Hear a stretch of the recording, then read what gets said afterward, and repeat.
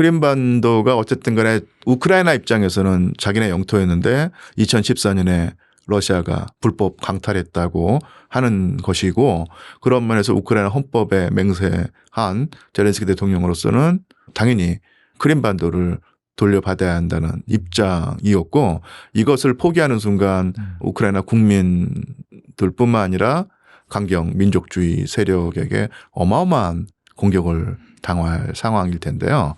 그런 원칙적인 측면도 있고요. 또 하나 그 현실적이라고 할까요?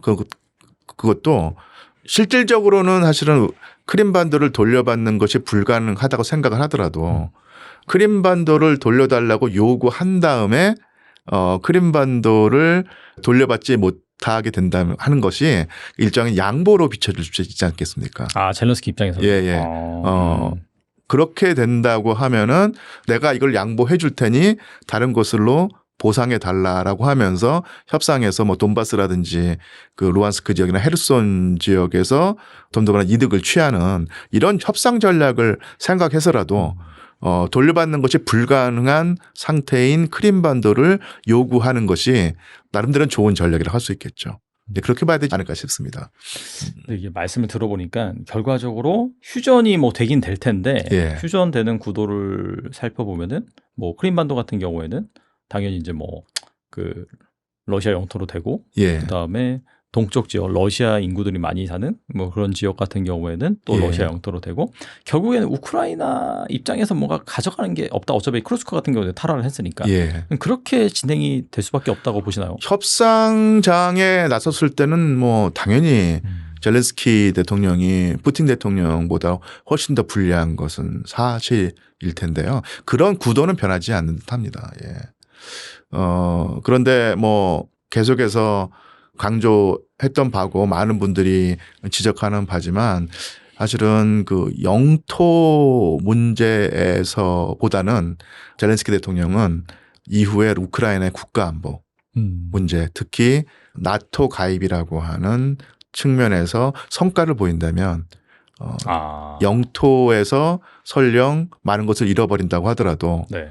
국민들에게 자기가 우크라이나의 향후, 그러니까 미래의 국가 안보를 자기가 쟁취해냈다라고 하는 어떤 선전을 하면서 자신의 권력 기반을 유지한다고 했을 때 그렇게 나쁜 선택은 아니에요. 예, 아니었다고 볼 수 있겠죠. 사실 그 이전에 막 트럼프와 젤렌스키 간의 그 회담이 되게 뭐 되게 막 그 거센 언사도 좀 오고 갔고 전 세계가 주목을 했는데 그것 때문에 젤렌스키 대통령이 얻은 게 유럽을 확실히 좀 꽉 잡았다.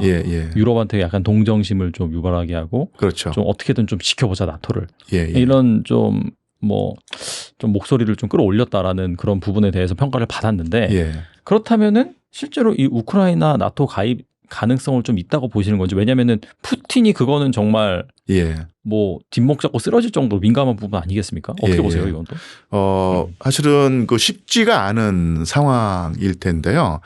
또 하나 그 상황이 복잡해지는 게 트럼프 대통령에게 지금 나토의 어떤 위상이라는 것이 점점점 축소되고 별 의미 없는 것이 돼버린다는 얘기죠. 거의 뭐 손절하듯이 만들고 있죠. 네. 그래서 미국이 적극적으로 유럽에 개입을 하고 나토로 이끌어 나간 상태에서 그런 상황에 그 나토일 때 이 우크라이나가 나토에 가입을 한다 그러면 정말로 젤렌스키 대통령으로서는 최고의 상황일 수 있는데 미국이 빠져나간 상황.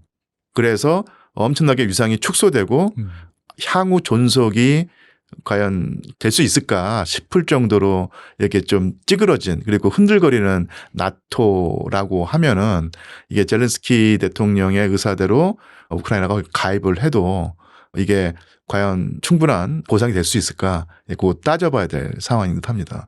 그래서 트럼프 대통령이 젤렌스키 대통령을 압박할 때 그 나토 이거 한 문제도 그런 식으로 트럼프 대통령의 머릿속에서는 사실 나토의 관심이 상당히 많이 줄어든 상황이어가지고 그러지 않나 싶습니다. 그러면은 좀 정리를 해보면은 사실 러시아가 그 우크라이나를 침략한 것도 결국에는 이제 나토에 대한 좀 위협 때문에 침략한 거잖아요. 이건 절대 안 된다라고 해서 여기서 막아선 건데 결국에는 뭐 미국이 100% 빠질지는 모르겠으나 미국이 아무튼 간에 이 나토를 등짐으로 인해서 나토의 영향력이 약화되고 예. 그러면 어떻게 보면 나토는 약간 이빨 빠진 호랑이 같은 그런 역할이 된 상황에서 우크라이나가 굳이 나토에 가입한다 한들 러시아 입장에서는 그렇게 위협이 되지 않기 때문에 그런 상황에서는 또 우크라이나가 나토에 가입할 가능성도 있다라고 보시는 건가요, 그러면? 그게 조금 더 그 상황을 이렇게 좀 정교하게 보자면 푸틴 대통령의 입장에서는 그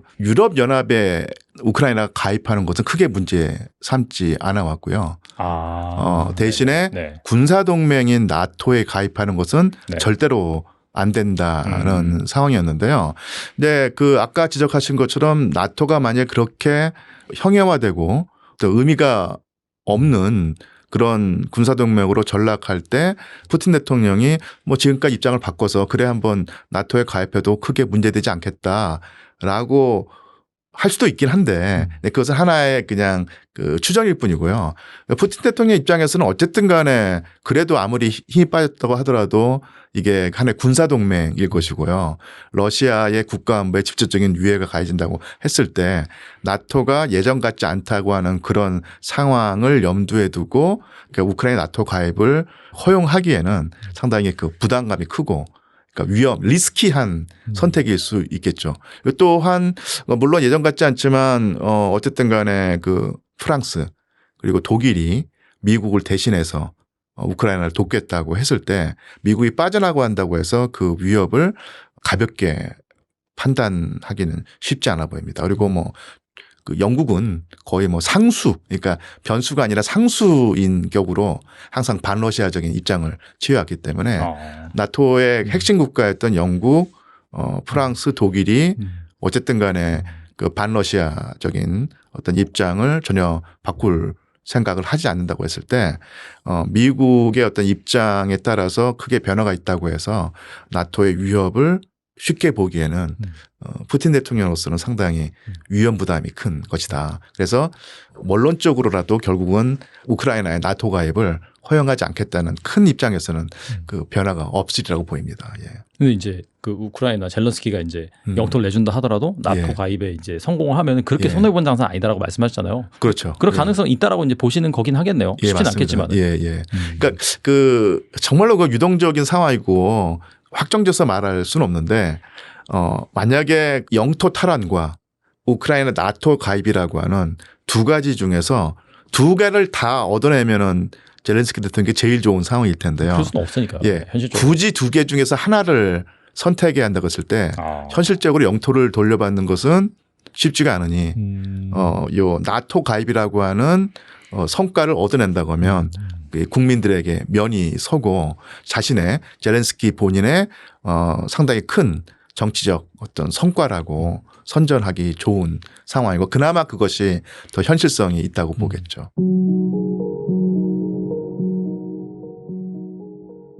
제가 봤을 땐 지금 러시아 푸틴 대통령이 트럼프 대통령 얘기를 잘 안 듣는 것 같아요.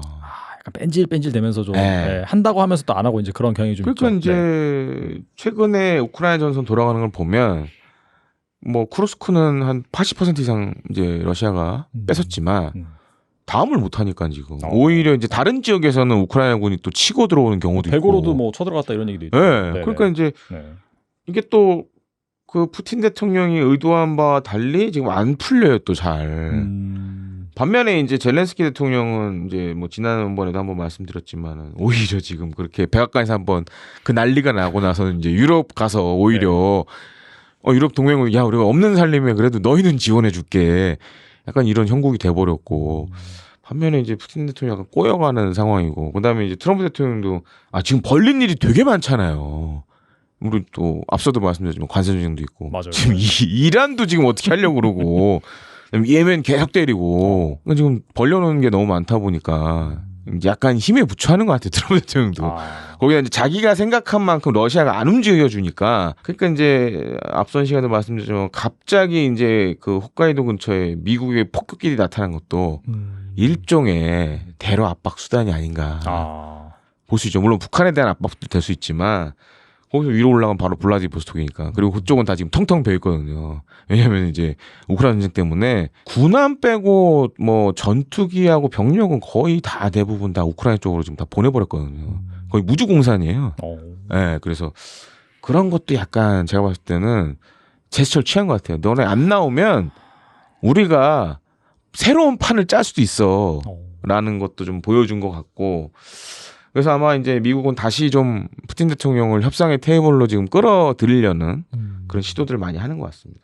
보니까 미국의 중재 포기 발언 직후에 푸틴 대통령이 30시간 휴전을 일방적으로 선언을 했는데 일각에서는 이 트럼프 미국 대통령의 중재 중단 가능성 경고에 좀 부담을 느낀 액션이 아니겠느냐라고 해석하는데 러시아는 과연 어떤 입장일까요?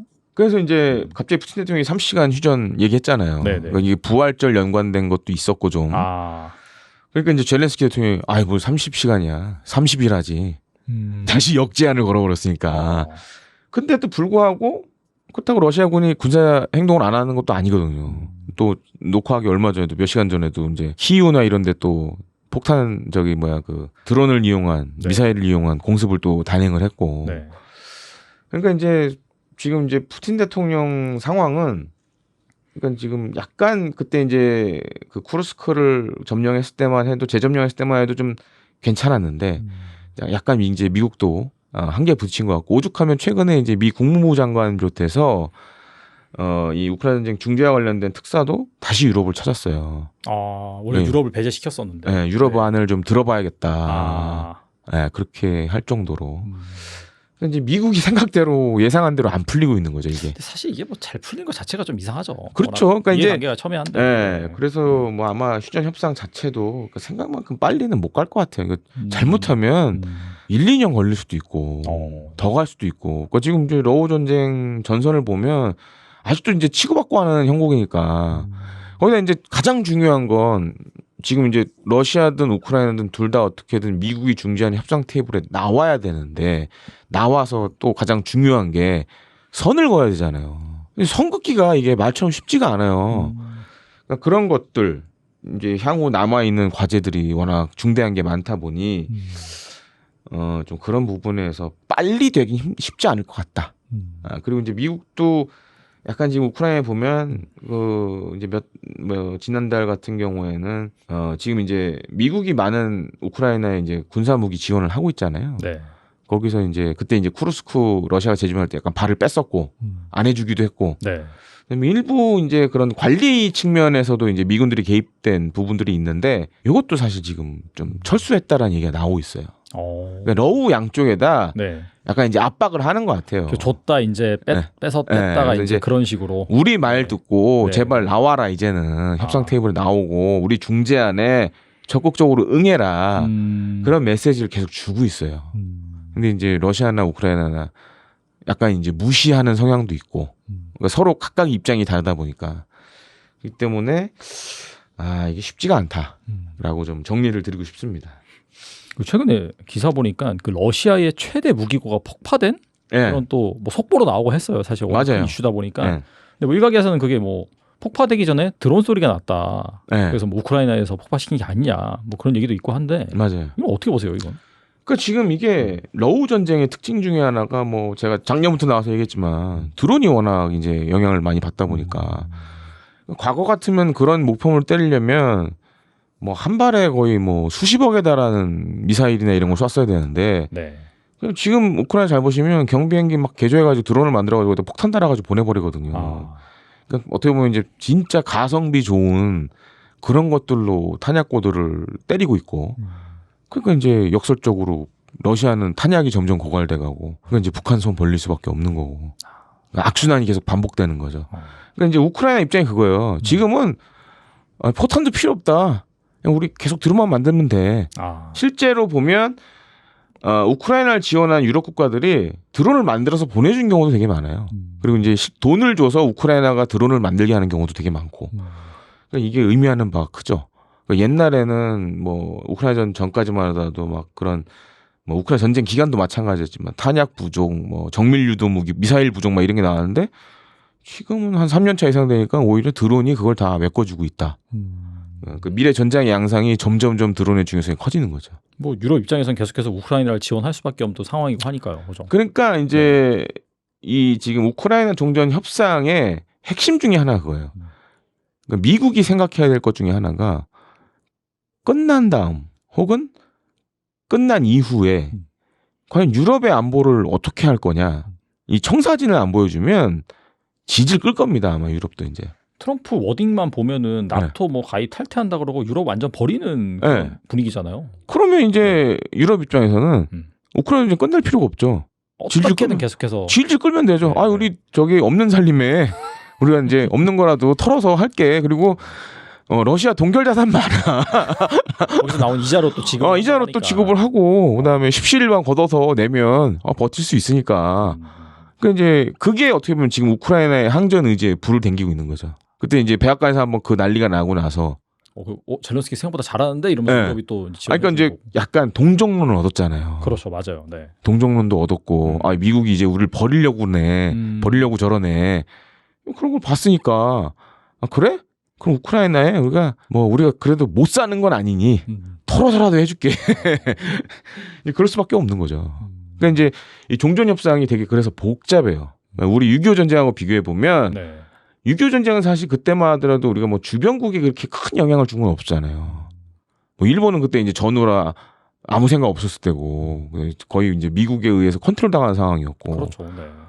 그러다 보니까 이제 주변국 영향보다는 오히려 이제 공산군과 유엔군의 대립으로 이렇게 딱 갈라졌는데 지금 유럽은 상황이 다르거든요.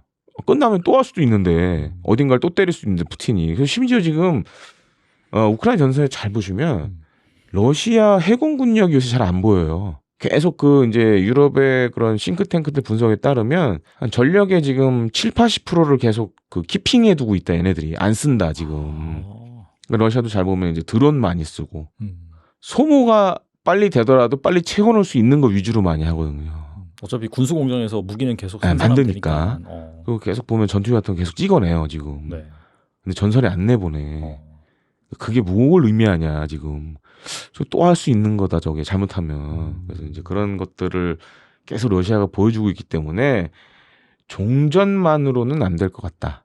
그러니까 뭔가 유럽이 종전 이후에 유럽의 안보를 어떻게 할 거냐라는 미국이 청사진을 안 보여주면 유럽도 계속 저렇게 할 거예요. 그러면 이제 계속 우크라이나 지원하고 우크라이나도 이제 전쟁 빨리 끌려봤자 자기한테 이익에 별로 안보적 담보도 안 해주려고 그러고 이익에도 도움이 안 되고 그러면 계속 하는 거죠 그냥. 러시아는 더 괴로워지고 이제 미국은 나 몰라라 할 수도 있고 어차피 이제 트럼프 대통령이 그렇게 얘기했잖아요. 유럽의 안보 너희가 책임을 져. 그래 그럼 우리가 책임질게. 해보면 끝이니까. 그러니까 이게 최초 얘기했던 거하고는 상황이 녹록치 않은 거죠. 예. 결과적으로 이 러우 전쟁 이후에 그런 국제 정세는 어떻게 흘러갈지 최근에 독일도 어마어마하게 지금 뭐 양적 완화해가지고 지금 방위 사업에 투자한다라고 밝혔잖아요. 결국엔 이 나토의 방위비 증가 및 핵무장을 불러일으켜서 3차 대전으로 갈 가능성도 있을까요? 있죠. 그건 지금 이제 유럽이 우려하는 시나리오 중에 하나가 그거니까. 올해 지금 아마 올해도 할 것 같은데 러시아가 지금 또 그걸 하려고 그래요. 승전 기념 2차 세계대전 승전 기념 또 열병식을 하려고 그래요. 5월 9일인가? 네. 그래서 조만간 이제 할 것 같은데 준비하고 있더라고요. 이제 그런 걸 통해서 이제 또 러시아 메시지를 보내는 거죠. 우리 아직 살아 있어. 거기다 이제 뭐 대륙간 탄도미사일이나 뭐 전쟁에서 쓸 수 없는 그런 것들도 이제 뭐 신무기도 좀 공개를 하려는 것 같더라고요. 그래서 그런 걸 통해서 또 이제 유럽에 또 공포심을 또 불러일으키고 지금 이제 나토보다는 EU 차원의 그런 군사력 증대를 굉장히 강화하고 있어요. 나토보다는 EU 차원의? EU 차원의 군사력 강화. 정확한 차이가 뭘까요, 그러면? 그러니까 나토는 사실 미국 껴있잖아요. 미국이 껴있으니까. 빼고 EU, 유럽연합으로 해서 심지어 지금 이제 나오는 안 중에 하나가 뭐가 있냐면 독일 얘기해 주셨잖아요. 지금 이제 국방비 엄청나게 많이 쓸 예정이고, 맞아요. 인프라 건설에도 이제 한 절반을 쓸 예정이고. 그래서 EU 차원에서 지금 나오는 얘기가 뭐가 있냐면, 예를 들어서 이제 EU에서 만든 무기를 유럽 연합 국가 두 나라 이상 같이 사면 대출해줄게. 그러니까 메이드인 EU 무기를 사 좀. 대신에 그걸 사게 되면 EU 차원에서 돈 풀어서라도 해줄게. 그런 정책들을 막 내놓고 있어요. 근데 물론 이제 지금 이제 EU에 있는 방위 산업체들이 생산이 안 따라주는 문제가 있지만, 근데 모르죠. 이게 5년, 10년 뒤면 또 정상화 될 수도 있고. 그렇죠. 그래서 이제 이런 것들이 유럽은 준비를 하고 있어요. 러시아도 마찬가지죠. 러시아도 이제 사실 북한을 끌어들인 이유가 그거니까.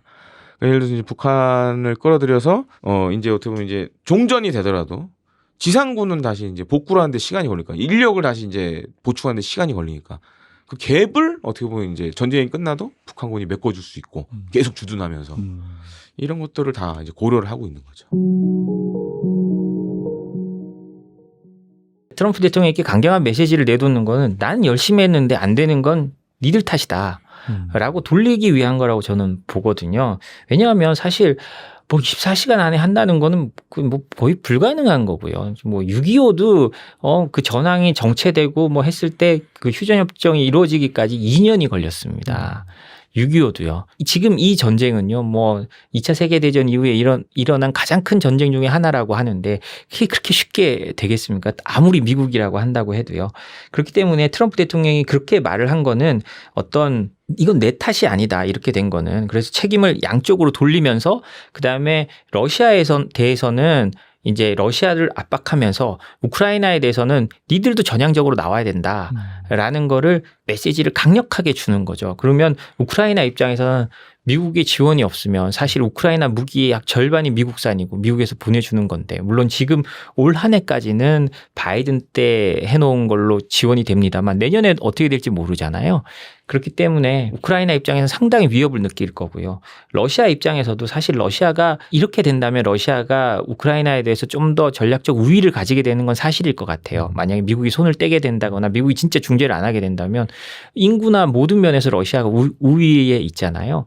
그리고 아까 말씀드렸듯이 러시아는 소모전에 굉장히 익숙한 나라입니다. 2차 대전 때부터요. 뭐 독소 전쟁이 일어났을 때 2,700만이 죽으면서도 독일의 나치에 대항을 했고 결국은 그 소모전 속에 밀고 들어가서 베를린을 점령한 그런 기억이 있는 나라고 그리고 또 푸틴 대통령 아까 제가 늘 말하지만 푸틴 대통령처럼 어떤 독재자급의 권력을 가지고 있는 사람이 대러시아에 대한 설명을 하면서 2시간 동안 약간 장황한 그런 연설을 할 수 있는 사람은 어떤 희생을 하고서라도 자신의 목적을 이루려고 할 가능성이 있습니다. 그렇기 때문에 트럼프 대통령이 이거는 내가 안 되면 니들 때문에 그런 거다라고 하는 거고요. 트럼프 대통령이 이런 모습을 볼 수 있는 최근에 또 다른 게 좀 있었는데 파나마 운하 이제는 뭐 벌써 다 잊혀져가는 일입니다만 파나마 운하를 트럼프 대통령이 내놓으라고 할 때 그때 마코 루비오 국무장관이 파나마 운하에 대해서 협상을 하러 갈 때 트럼프 대통령이 그 의회 의원들하고 있는데 다 그 의회에서 이런 말을 하는데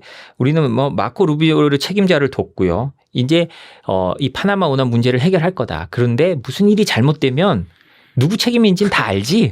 이런 식으로 농담을 합니다. 그런 것도 그렇고 읽기 때부터도 늘 그래왔습니다. 트럼프 대통령은 일단 본인이 강한 모습을 보여줘야 된다는 그런 강박도 있는 사람이기도 하고 뭐 하지만 절대 본인 책임이라고 말을 하지 않는 사람이거든요. 그러기 위해서는 또 이 휴전 협정에 대해서도 이렇게 안 되는 건 난 진짜 노력했는데 얘들이 나빠라고 말을 할 좀 빌드업을 위한 거라고 저는 생각을 합니다. 그리고 미국 중재 포기 발언 직후 푸틴 대통령이 또 30시간 휴전을 일방적으로 선언을 했어요. 일각에서는 이 트럼프 미국 대통령의 중재 중단 가능성 경고에 약간 좀 부담을 느낀 것이 아니냐 그렇게 해석하고 있는데 이거 어떻게 보시나요? 저는 뭐 그 부담을 느꼈다기보단 제가 푸틴이라면요. 트럼프의 그 입장을 살살 살려주면서 자신의 이득을 최대화하려는 걸 찾아보려고 할 것 같습니다. 예를 들자면요. 우크라이나 전쟁이 맨 처음 시작했을 때 그때 서방에서 부활절이 왔을 때요. 부활절 휴전해라. 라고 했을 때 그걸 거부한 건 푸틴이었습니다. 그때는 거부해놓고 이제 자기는 지금 하겠다는 건데요. 그럼 트럼프 대통령의 면을 좀 살려주면서 본인들의 이익을 최대한 찾아가겠다. 지금은 본인들이 우위에 있으니까 잠시 중단했다가 다시 밀어붙이면 되는 거고요. 그렇기 때문에 그렇게 말을 하는 것 같고 푸틴은 푸틴만의 지금 시간표대로 움직이고 있습니다. 그 사이에 트럼프 대통령의 압박은 잠시 자신이 수용해주고 거기에 대해서 자신들의 이익을 최대화하는 면으로 갈 것 같아요. 그래서 뭐 최근에 보도를 보면 푸틴 대통령이 트럼프 대통령이 총 맞았을 때 그런 모습을 가지고 러시아 최고의 화가에게 말해서 그림을 그려가지고 초상화를 트럼프에게 선물했다고 하거든요. 그 CNN 보도에 보면 나오는데 그 사진도 있던데 네. 아주 진짜 잘 그렸어요. 그래서 푸틴이나 러시아는 최대한 트럼프의 면을 좀 살려주면서 그리고 자신들의 이득을 최대화하는 방향으로 가고 있는 거지 이게 어떤 뭐 트럼프의 압박에 밀려서 물론 뭐 그런 면도 없지 않아 있겠습니다만 오히려 제 생각에는 푸틴이나 러시아가 트럼프를 좀 더 이용해서 자신들의 이득을 좀 더 극대화하려는 모습으로 저는 생각이 됩니다. 결과적으로 이런 상황에서 휴전 협상은 뭐 방금 말씀하신 것처럼 단기간엔 이루어지기 힘들 것 같은데 어떤 식으로 또 협정이 진행이 될까요? 이런 협상은 경제적인 게 중요한 게 아니고요. 제 생각에는 그리고 모든 정치가 마찬가지입니다만 본인의 국내 정치적 입지에 가장 유리한 방향으로 해결하려고 할 겁니다. 푸틴이 승리를 선언할 수 있는 상징적인 게 와야 됩니다. 예를 들자면 지금 미국에서 준비하고 있는 거는 크림반도를 러시아의 땅이라고 선언해주고 인정해준다. 네. 그러면 그런 부분에 있어서 푸틴은 정치적 승리를 가져가는 거잖아요. 크림반도 2014년 침공 이후에 러시아에 대한 제재가 본격화됐습니다. 그럼 그 수많았던 제재가 사실상 의미가 없어지는 거고 푸틴은 이제 서방의 자신들에 대한 압박에 대해서 사실상 승리를 선언할 수 있는 거죠. 근데 여기서 멈출까? 저는 그 이상을 요구할 것 같아요. 푸틴 입장에서. 예.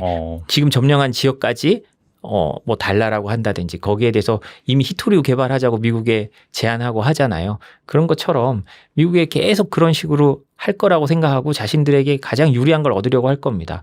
이미 푸틴이나 러시아가 어떻게 하고 있느냐. 러시아가 유럽과 미국, 서방에 동결된 자산이 약 3천억 달러 정도 되는데요. 그거를 유럽에서는 이거는 전쟁 끝난다고 얘들한테 돌려줄 게 아니야. 몰수해버리자라는 의견이 점점 강해지고 있습니다. 그러니까 러시아는 어떻게 했느냐. 미국에도 상당 부분의 우리 돈으로 수십조 되는 돈이 미국에도 동결돼 있거든요. 그러면 트럼프 대통령한테 러시아가 어떤 식으로 지금 뒷거래를 제안했는지 뭐 보도가 나오는 걸 보면요. 중국이 최근에 보잉 항공기를 미국으로 돌려보냈잖아요. 맞아요. 네. 그 보잉 항공기 우리가 살게. 우리가 살게. 대신 동결된 자금으로 사자. 그럼 니들 가져가. 그리고 부품 같은 거 줘. 근데 그게 사실 다 제재 위반이거든요. 그런데 이제 러시아는 그런 식으로 딜을 해 나가고 있는 겁니다. 그렇기 때문에 사실 지금 좀 장기간을 보는 러시아라면 지금 국민들의 고통이 있지만 그 고통을 정치적으로 충분히 감내할 수 있고 그리고 이거 끝났을 때 푸틴에게 정치적 성공을 보장해 줄 수 있다면 러시아는 더 특히 푸틴 같은 사람들은요 더 길게 보고 또 트럼프 대통령을 오히려 이용하려고 하는 그런 모습을 보일 가능성이 있다고 생각을 합니다. 여기서 중요한 거는요. 지금 중국도 그렇고 트럼프도 그렇고 푸틴도 그렇고 자신들의 시간표대로 가고 있다는 거가 중요합니다. 트럼프의 압박이 약간의 변주는 있을 수 있지만 시진핑도 그렇고 푸틴도 그렇고 자신들의 시간표에서 크게 흔들리지 않아 하고 있다는 모습이 보인다는 거. 이게 좀 중요한 면인 것 같습니다.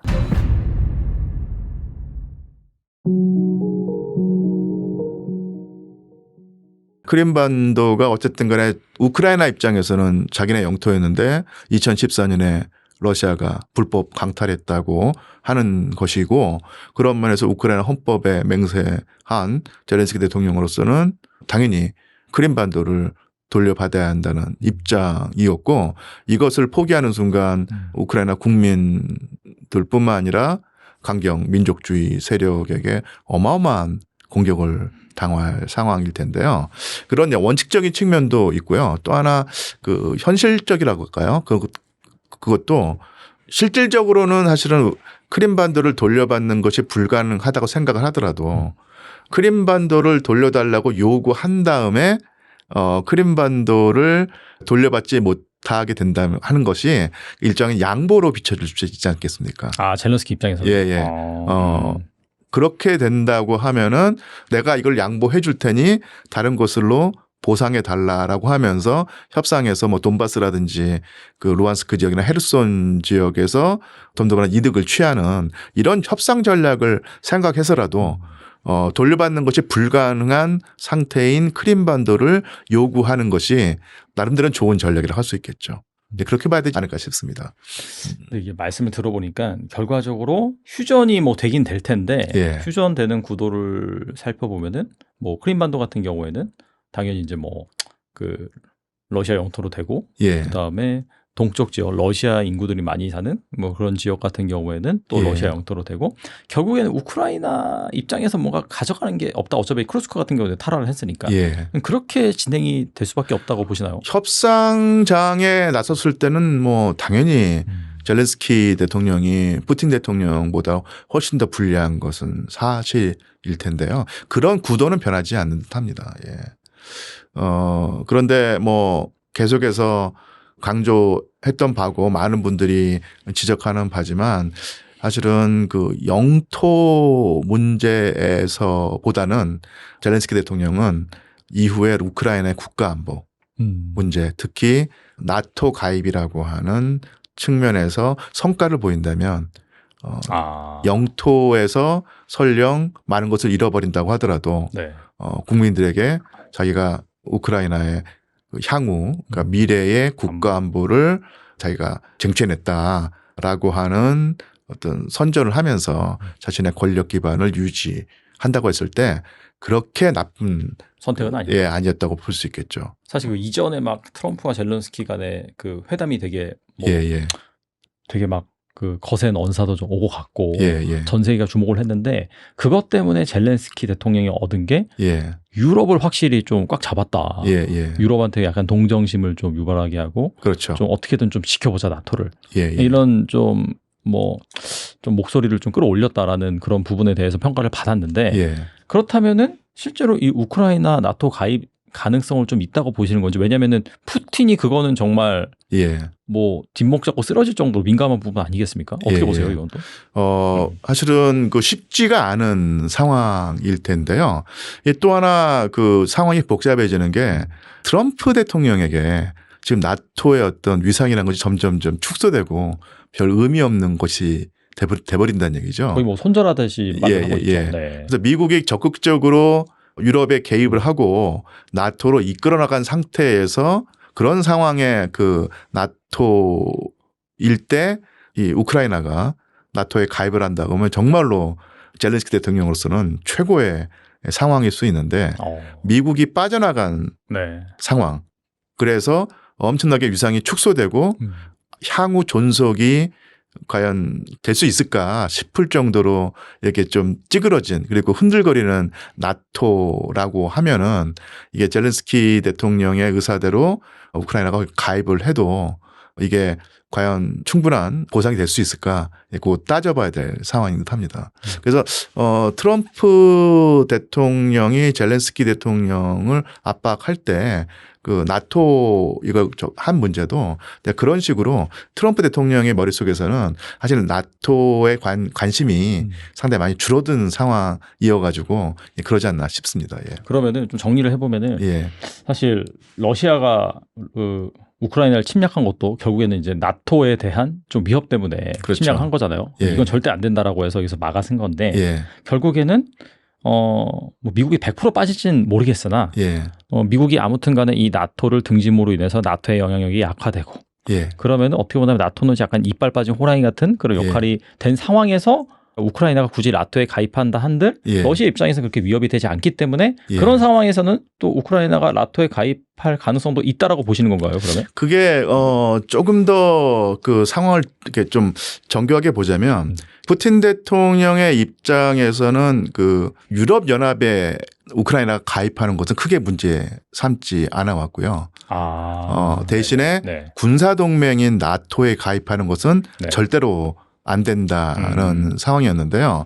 근데 그 아까 지적하신 것처럼 나토가 만약에 그렇게 형해화되고 또 의미가 없는 그런 군사동맹으로 전락할 때 푸틴 대통령이 뭐 지금까지 입장을 바꿔서 그래 한번 나토에 가입해도 크게 문제되지 않겠다라고 할 수도 있긴 한데 그것은 하나의 그냥 그 추정일 뿐이고요. 푸틴 대통령 입장에서는 어쨌든 간에 그래도 아무리 힘이 빠졌다고 하더라도 이게 하나의 군사동맹일 것이고요. 러시아의 국가안보에 직접적인 유해가 가해진다고 했을 때 나토가 예전 같지 않다고 하는 그런 상황을 염두에 두고 그러니까 우크라이나 나토 가입을 허용하기에는 상당히 그 부담감이 크고 그러니까 리스키한 선택일 수 있겠죠. 또한 물론 예전 같지 않지만 어쨌든 간에 그 프랑스 그리고 독일이 미국을 대신해서 우크라이나를 돕겠다고 했을 때 미국이 빠져나가고 한다고 해서 그 위협을 가볍게 판단하기는 쉽지 않아 보입니다. 그리고 뭐 그 영국은 거의 뭐 상수, 그러니까 변수가 아니라 상수인 격으로 항상 반러시아적인 입장을 취해왔기 때문에 나토의 핵심 국가였던 영국, 프랑스, 독일이 어쨌든 간에 그 반러시아적인 어떤 입장을 전혀 바꿀 생각을 하지 않는다고 했을 때 미국의 어떤 입장에 따라서 크게 변화가 있다고 해서 나토의 위협을 쉽게 보기에는 푸틴 대통령으로서는 상당히 위험 부담이 큰 것이다. 그래서 원론적으로라도 결국은 우크라이나의 나토 가입을 허용하지 않겠다는 큰 입장에서는 그 변화가 없으리라고 보입니다. 예. 근데 이제 그 우크라이나 젤런스키가 이제 영토를 내준다 하더라도 나토 예. 가입에 이제 성공을 하면 그렇게 예. 손해 본 장사는 아니다라고 말씀하셨잖아요. 그렇죠. 그럴 예. 가능성이 있다라고 이제 보시는 거긴 하겠네요. 예, 쉽진 맞습니다. 않겠지만. 예, 예. 그러니까 그 정말로 그 유동적인 상황이고 확정져서 말할 수는 없는데 만약에 영토 탈환과 우크라이나 나토 가입이라고 하는 두 가지 중에서 두 개를 다 얻어내면은 젤렌스키 대통령이 제일 좋은 상황일 텐데요. 그럴 수는 없으니까요. 예. 현실적으로. 굳이 두 개 중에서 하나를 선택해야 한다고 했을 때 현실적으로 영토를 돌려받는 것은 쉽지가 않으니 요 나토 가입이라고 하는 성과를 얻어낸다고 하면 국민들에게 면이 서고 자신의 젤렌스키 본인의 상당히 큰 정치적 어떤 성과라고 선전하기 좋은 상황이고 그나마 그것이 더 현실성이 있다고 보겠죠.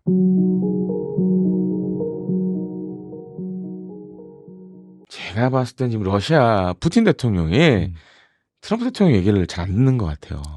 약간 뺀질뺀질 되면서 좀 한다고 하면서 또 안 하고 이제 그런 경향이 좀 그러니까 있죠. 이제 최근에 우크라이나 전선 돌아가는 걸 보면 뭐 쿠르스크는 한 80% 이상 이제 러시아가 뺏었지만 다음을 못 하니까 지금 오히려 이제 다른 지역에서는 우크라이나군이 또 치고 들어오는 경우도 있고 벨고로도 뭐 쳐들어갔다 이런 얘기도 있죠. 네. 그러니까 이제 이게 또 그 푸틴 대통령이 의도한 바와 달리 지금 안 풀려요 또 잘. 반면에 이제 젤렌스키 대통령은 이제 뭐 지난번에도 한번 말씀드렸지만은 오히려 지금 그렇게 백악관에서 한번 그 난리가 나고 나서는 이제 유럽 가서 오히려 유럽 동맹은 야 우리가 없는 살림에 그래도 너희는 지원해 줄게 약간 이런 형국이 돼버렸고 반면에 이제 푸틴 대통령이 약간 꼬여가는 상황이고 그다음에 이제 트럼프 대통령도 지금 벌린 일이 되게 많잖아요. 우리 또 앞서도 말씀드렸지만 관세 전쟁도 있고 맞아요. 지금 이란도 지금 어떻게 하려고 그러고 예멘 계속 때리고 지금 벌려놓은 게 너무 많다 보니까 약간 힘에 부처하는 것 같아요. 트럼프 대통령도. 거기다 이제 자기가 생각한 만큼 러시아가 안 움직여 주니까 그러니까 이제 앞선 시간에 말씀드렸지만 갑자기 이제 그 홋카이도 근처에 미국의 폭격기들이 나타난 것도 일종의 대러 압박 수단이 아닌가 볼 수 있죠. 물론 북한에 대한 압박도 될 수 있지만 거기서 위로 올라가면 바로 블라디보스톡이니까. 그리고 그쪽은 다 지금 텅텅 비어 있거든요. 왜냐하면 이제 우크라이나 전쟁 때문에 군함 빼고 뭐 전투기하고 병력은 거의 다 대부분 다 우크라이나 쪽으로 지금 다 보내버렸거든요. 거의 무주공산이에요. 네, 그래서 그런 것도 약간 제가 봤을 때는 제스처를 취한 것 같아요. 너네 안 나오면 우리가 새로운 판을 짤 수도 있어. 라는 것도 좀 보여준 것 같고. 그래서 아마 이제 미국은 다시 좀 푸틴 대통령을 협상의 테이블로 지금 끌어들이려는 그런 시도들을 많이 하는 것 같습니다. 보니까 미국의 중재 포기 발언 직후에 푸틴 대통령이 30시간 휴전을 일방적으로 선언을 했는데 일각에서는 이 트럼프 미국 대통령의 중재 중단 가능성 경고에 좀 부담을 느낀 액션이 아니겠느냐라고 해석하는데 러시아는 과연 어떤 입장일까요? 그래서 이제 갑자기 푸틴 대통령이 30시간 휴전 얘기했잖아요. 그러니까 이게 부활절 연관된 것도 있었고 좀. 그러니까 이제 젤렌스키 대통령이 뭐 30시간이야. 30일 하지. 다시 역제한을 걸어버렸으니까. 근데도 불구하고 그렇다고 러시아군이 군사 행동을 안 하는 것도 아니거든요. 또 녹화하기 얼마 전에도 몇 시간 전에도 이제 키이우나 이런 데 또 폭탄 그 드론을 이용한 미사일을 이용한 공습을 또 단행을 했고. 그러니까 이제 지금 이제 푸틴 대통령 상황은 그러니까 지금 약간 그때 이제 그 쿠르스크를 점령했을 때만 해도 재점령했을 때만 해도 좀 괜찮았는데 약간 이제 미국도 한계에 부딪힌 것 같고 오죽하면 최근에 이제 미 국무부 장관 비롯해서 이 우크라이나 전쟁 중재와 관련된 특사도 다시 유럽을 찾았어요. 원래 유럽을 배제시켰었는데. 네, 유럽 안을 좀 들어봐야겠다. 네, 그렇게 할 정도로. 이제 미국이 생각대로 예상한 대로 안 풀리고 있는 거죠 이게. 근데 사실 이게 뭐 잘 풀린 것 자체가 좀 이상하죠. 그렇죠. 그러니까 이제 관계가 첨예한데. 네, 그래서 뭐 아마 휴전 협상 자체도 생각만큼 빨리는 못 갈 것 같아요. 잘못하면 1, 2년 걸릴 수도 있고 더 갈 수도 있고. 그러니까 지금 이제 러우 전쟁 전선을 보면 아직도 이제 치고받고 하는 형국이니까 거기다 이제 가장 중요한 건 지금 이제 러시아든 우크라이나든 둘 다 어떻게든 미국이 중재하는 협상 테이블에 나와야 되는데 나와서 또 가장 중요한 게 선을 그어야 되잖아요. 선 긋기가 이게 말처럼 쉽지가 않아요. 그러니까 그런 것들 이제 향후 남아 있는 과제들이 워낙 중대한 게 많다 보니 좀 그런 부분에서 빨리 되긴 쉽지 않을 것 같다. 그리고 이제 미국도 약간 지금 우크라이나에 보면 이제 지난달 같은 경우에는 지금 이제 미국이 많은 우크라이나에 이제 군사 무기 지원을 하고 있잖아요. 네. 거기서 이제 그때 이제 쿠르스크 러시아가 재짐할 때 약간 발을 뺐었고 안 해주기도 했고. 네. 그다음에 일부 이제 그런 관리 측면에서도 이제 미군들이 개입된 부분들이 있는데 이것도 사실 지금 좀 철수했다라는 얘기가 나오고 있어요. 그러니까 러우 양쪽에다 네. 약간 이제 압박을 하는 것 같아요. 줬다 이제 뺐다가 이제 그런 식으로 우리 말 듣고 네. 제발 나와라 이제는 협상 테이블에 나오고 우리 중재안에 적극적으로 응해라 그런 메시지를 계속 주고 있어요. 근데 이제 러시아나 우크라이나나 약간 이제 무시하는 성향도 있고 그러니까 서로 각각 입장이 다르다 보니까 그렇기 때문에 이게 쉽지가 않다라고 좀 정리를 드리고 싶습니다. 최근에 기사 보니까 그 러시아의 최대 무기고가 폭파된 그런 또 뭐 속보로 나오고 했어요. 사실 맞아요. 이슈다 보니까. 근데 뭐 일각에서는 그게 뭐 폭파되기 전에 드론 소리가 났다. 그래서 뭐 우크라이나에서 폭파시킨 게 아니냐. 뭐 그런 얘기도 있고 한데. 맞아요. 이건 어떻게 보세요, 이건? 그러니까 지금 이게 러우 전쟁의 특징 중에 하나가 뭐 제가 작년부터 나와서 얘기했지만 드론이 워낙 이제 영향을 많이 받다 보니까 과거 같으면 그런 목표물을 때리려면 뭐 한 발에 거의 뭐 수십억에 달하는 미사일이나 이런 걸 쐈어야 되는데 네. 지금 우크라이나 잘 보시면 경비행기 막 개조해가지고 드론을 만들어가지고 폭탄 달아가지고 보내버리거든요. 그러니까 어떻게 보면 이제 진짜 가성비 좋은 그런 것들로 탄약고들을 때리고 있고 그러니까 이제 역설적으로 러시아는 탄약이 점점 고갈돼가고 그러니까 이제 북한 손 벌릴 수밖에 없는 거고 그러니까 악순환이 계속 반복되는 거죠. 그러니까 이제 우크라이나 입장이 그거예요. 지금은 포탄도 필요 없다. 그냥 우리 계속 드론만 만들면 돼. 실제로 보면 우크라이나를 지원한 유럽 국가들이 드론을 만들어서 보내준 경우도 되게 많아요. 그리고 이제 돈을 줘서 우크라이나가 드론을 만들게 하는 경우도 되게 많고. 그러니까 이게 의미하는 바가 크죠. 그러니까 옛날에는 뭐 우크라이나 전까지만 하더라도 막 그런 뭐 우크라이나 전쟁 기간도 마찬가지였지만 탄약 부족, 뭐 정밀 유도 무기, 미사일 부족 막 이런 게 나왔는데 지금은 한 3년차 이상 되니까 오히려 드론이 그걸 다 메꿔주고 있다. 그 미래 전장의 양상이 점점점 드론의 중요성이 커지는 거죠. 뭐 유럽 입장에서는 계속해서 우크라이나를 지원할 수밖에 없는 상황이고 하니까요. 그죠? 그러니까 이제 이 지금 우크라이나 종전 협상의 핵심 중에 하나가 그거예요. 그러니까 미국이 생각해야 될 것 중에 하나가 끝난 다음 혹은 끝난 이후에 과연 유럽의 안보를 어떻게 할 거냐. 이 청사진을 안 보여주면 지질 끌 겁니다. 아마 유럽도 이제. 트럼프 워딩만 보면은 나토 뭐 가입 탈퇴한다 그러고 유럽 완전 버리는 그런 분위기잖아요. 그러면 이제 유럽 입장에서는 우크라이나 이제 끝낼 필요가 없죠. 어떻게든 계속해서 질질 끌면 되죠. 우리 저기 없는 살림에 우리가 이제 없는 거라도 털어서 할게. 그리고 러시아 동결 자산 많아.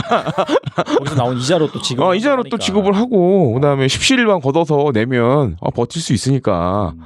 그러니까 이제 그게 어떻게 보면 지금 우크라이나의 항전 의지에 불을 댕기고 있는 거죠. 그때 이제 백악관에서 한번 그 난리가 나고 나서 젤렌스키 생각보다 잘하는데 이러면서 유럽이 또 그러니까 이제 약간 동정론을 얻었잖아요. 그렇죠, 맞아요. 네. 동정론도 얻었고 미국이 이제 우리를 버리려고 네, 버리려고 저러네. 그런 걸 봤으니까 그래? 그럼 우크라이나에 우리가 그래도 못 사는 건 아니니 털어서라도 해줄게. 그럴 수밖에 없는 거죠. 그러니까 이제 이 종전 협상이 되게 그래서 복잡해요. 우리 6.25 전쟁하고 비교해 보면 6.25 전쟁은 사실 그때만 하더라도 우리가 뭐 주변국에 그렇게 큰 영향을 준 건 없잖아요. 뭐 일본은 그때 이제 전후라 아무 생각 없었을 때고 거의 이제 미국에 의해서 컨트롤 당하는 상황이었고. 그렇죠. 네. 그러다 보니까 이제 주변국 영향보다는 오히려 이제 공산군과 유엔군의 대립으로 이렇게 딱 갈라졌는데 지금 유럽은 상황이 다르거든요. 끝나면 또 할 수도 있는데 어딘가를 또 때릴 수도 있는데 푸틴이. 그래서 심지어 지금 우크라이나 전선에 잘 보시면 러시아 해군 군력이 요새 잘 안 보여요. 계속 그 이제 유럽의 그런 싱크탱크들 분석에 따르면 한 전력의 지금 70-80%를 계속 그 키핑해 두고 있다 얘네들이. 안 쓴다 지금. 러시아도 잘 보면 이제 드론 많이 쓰고 소모가 빨리 되더라도 빨리 채워놓을 수 있는 거 위주로 많이 하거든요. 어차피 군수 공장에서 무기는 계속 만드니까. 그리고 계속 보면 전투기 같은 거 계속 찍어내요 지금. 네. 근데 전선에 안 내보내. 그게 뭘 의미하냐 지금. 또 할 수 있는 거다 저게 잘못하면. 그래서 이제 그런 것들을 계속 러시아가 보여주고 있기 때문에 종전만으로는 안 될 것 같다. 그러니까 뭔가 그 유럽이 종전 이후에 유럽의 안보를 어떻게 할 거냐라는 미국이 청사진을 안 보여주면 유럽도 계속 저렇게 할 거예요. 그러면 이제 계속 우크라이나 지원하고 우크라이나도 이제 전쟁 빨리 끌려봤자 자기한테 이익에 별로 안보적 담보도 안 해주려고 그러고 이익에도 도움이 안 되고 그러면 계속 하는 거죠 그냥. 러시아는 더 괴로워지고 이제 미국은 나 몰라라 할 수도 있고 어차피 이제 트럼프 대통령이 그렇게 얘기했잖아요. 유럽의 안보 너희가 책임을 져. 그래 그럼 우리가 책임질게. 해보면 끝이니까. 그러니까 이게 최초 얘기했던 거하고는 상황이 녹록치 않은 거죠. 예. 결과적으로 이 러우 전쟁 이후에 그런 국제 정세는 어떻게 흘러갈지 최근에 독일도 어마어마하게 지금 뭐 양적 완화해가지고 지금 방위 사업에 투자한다라고 밝혔잖아요. 결국엔 이 나토의 방위비 증가 및 핵무장을 불러 일으켜서 3차 대전으로 갈 가능성도 있을까요? 있죠. 그건 지금 이제 유럽이 우려하는 시나리오 중에 하나가 그거니까. 올해 지금 아마 올해도 할 것 같은데 러시아가 지금 또 그걸 하려고 그래요. 승전 기념 2차 세계대전 승전 기념 또 열병식을 하려고 그래요. 5월 9일인가? 네. 그래서 조만간 이제 할 것 같은데 준비하고 있더라고요. 이제 그런 걸 통해서 이제 또 러시아 메시지를 보내는 거죠. 우리 아직 살아 있어. 거기다 이제 뭐 대륙간 탄도미사일이나 뭐 전쟁에서 쓸 수 없는 그런 것들도 이제 뭐 신무기도 좀 공개를 하려는 것 같더라고요. 그래서 그런 걸 통해서 또 이제 유럽에 또 공포심을 또 불러일으키고 지금 이제 나토보다는 EU 차원의 그런 군사력 증대를 굉장히 강화하고 있어요. 나토보다는 EU 차원의? EU 차원의 군사력 정확한 차이가 뭘까요, 그러면? 그러니까 나토는 사실 미국 껴있잖아요. 미국이 껴있으니까. 빼고 EU, 유럽연합으로. 그래서 심지어 지금 이제 나오는 안 중에 하나가 뭐가 있냐면 독일 얘기해 주셨잖아요. 지금 이제 국방비 엄청나게 많이 쓸 예정이고. 맞아요. 네. 인프라 건설에도 이제 한 절반을 쓸 예정이고. 그래서 EU 차원에서 지금 나오는 얘기가 뭐가 있냐면 예를 들어서 이제 EU에서 만든 무기를 유럽 연합 국가 두 나라 이상 같이 사면 대출해줄게. 그러니까 메이드인 EU 무기를 사 좀. 대신에 그걸 사게 되면 EU 차원에서 돈 풀어서라도 해줄게. 그런 정책들을 막 내놓고 있어요. 근데 물론 이제 지금 이제 EU에 있는 방위 산업체들이 생산이 안 따라주는 문제가 있지만, 근데 모르죠. 이게 5년, 10년 뒤면 또 정상화 될 수도 있고. 그렇죠. 네. 그래서 이제 이런 것들이 유럽은 준비를 하고 있어요. 러시아도 마찬가지죠. 러시아도 이제 사실 북한을 끌어들인 이유가 그거니까. 예를 들어서 이제 북한을 끌어들여서 이제 어떻게 보면 이제 종전이 되더라도 지상군은 다시 이제 복구를 하는데 시간이 걸리니까 인력을 다시 이제 보충하는데 시간이 걸리니까 그 갭을 어떻게 보면 이제 전쟁이 끝나도 북한군이 메꿔줄 수 있고 계속 주둔하면서 이런 것들을 다 이제 고려를 하고 있는 거죠. 트럼프 대통령이 강경한 메시지를 내놓는 거는 난 열심히 했는데 안 되는 건 니들 탓이다. 라고 돌리기 위한 거라고 저는 보거든요. 왜냐하면 사실 뭐 24시간 안에 한다는 거는 뭐 거의 불가능한 거고요. 뭐 6.25도 그 전황이 정체되고 뭐 했을 때 그 휴전협정이 이루어지기까지 2년이 걸렸습니다. 6.25도요. 지금 이 전쟁은요, 뭐 2차 세계대전 이후에 일어난 가장 큰 전쟁 중에 하나라고 하는데 그게 그렇게 쉽게 되겠습니까? 아무리 미국이라고 한다고 해도요. 그렇기 때문에 트럼프 대통령이 그렇게 말을 한 거는 이건 내 탓이 아니다 이렇게 된 거는 그래서 책임을 양쪽으로 돌리면서 그다음에 러시아에 대해서는 이제 러시아를 압박하면서 우크라이나에 대해서는 니들도 전향적으로 나와야 된다라는 거를 메시지를 강력하게 주는 거죠. 그러면 우크라이나 입장에서는 미국의 지원이 없으면 사실 우크라이나 무기의 약 절반이 미국산이고 미국에서 보내주는 건데 물론 지금 올 한 해까지는 바이든 때 해놓은 걸로 지원이 됩니다만 내년에 어떻게 될지 모르잖아요. 그렇기 때문에 우크라이나 입장에서는 상당히 위협을 느낄 거고요. 러시아 입장에서도 사실 러시아가 이렇게 된다면 러시아가 우크라이나에 대해서 좀 더 전략적 우위를 가지게 되는 건 사실일 것 같아요. 만약에 미국이 손을 떼게 된다거나 미국이 진짜 중재를 안 하게 된다면 인구나 모든 면에서 러시아가 우위에 있잖아요. 그리고 아까 말씀드렸듯이 러시아는 소모전에 굉장히 익숙한 나라입니다. 2차 대전 때부터요. 뭐 독소 전쟁이 일어났을 때 2,700만이 죽으면서도 독일에 나치에 대항을 했고 결국은 그 소모전 속에 밀고 들어가서 베를린을 점령한 그런 기억이 있는 나라고 그리고 또 푸틴 대통령 아까 제가 늘 말하지만 푸틴 대통령처럼 어떤 독재자급의 권력을 가지고 있는 사람이 대러시아에 대한 설명을 하면서 2시간 동안 약간 장황한 그런 연설을 할 수 있는 사람은 어떤 희생을 하고서라도 자신의 목적을 이루려고 할 가능성이 있습니다. 그렇기 때문에 트럼프 대통령이 이거는 내가 안 되면 니들 때문에 그런 거다라고 하는 거고요. 트럼프 대통령이 이런 모습을 볼 수 있는 최근에 또 다른 게 좀 있었는데 파나마 운하 이제는 뭐 다 벌써 다 잊혀져 가는 일입니다만 파나마 운하를 트럼프 대통령이 내놓으라고 할 때 그때 마코 루비오 국무장관이 파나마 운하에 대해서 협상을 하러 갈 때 트럼프 대통령이 그 의회 의원들하고 있는데 다 그 의회에서 이런 말을 하는데 우리는 뭐 마코 루비오를 책임자를 뒀고요. 이제 이 파나마 운하 문제를 해결할 거다. 그런데 무슨 일이 잘못되면 누구 책임인지는 다 알지. 이런 식으로 농담을 합니다. 그런 것도 그렇고 읽기 때부터도 늘 그래왔습니다. 트럼프 대통령은 일단 본인이 강한 모습을 보여줘야 된다는 그런 강박도 있는 사람이기도 하고 뭐 하지만 절대 본인 책임이라고 말을 하지 않는 사람이거든요. 그러기 위해서는 또 이 휴전 협정에 대해서도 이렇게 안 되는 건 난 진짜 노력했는데 얘들이 나빠라고 말을 할 좀 빌드업을 위한 거라고 저는 생각을 합니다. 그리고 미국 중재 포기 발언 직후 푸틴 대통령이 또 30시간 휴전을 일방적으로 선언을 했어요. 일각에서는 이 트럼프 미국 대통령의 중재 중단 가능성 경고에 약간 좀 부담을 느낀 것이 아니냐 그렇게 해석하고 있는데 이거 어떻게 보시나요?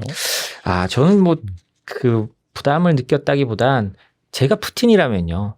트럼프의 그 입장을 살살 살려주면서 자신의 이득을 최대화하려는 걸 찾아보려고 할 것 같습니다. 예를 들자면요. 우크라이나 전쟁이 맨 처음 시작했을 때 그때 서방에서 부활절이 왔을 때요.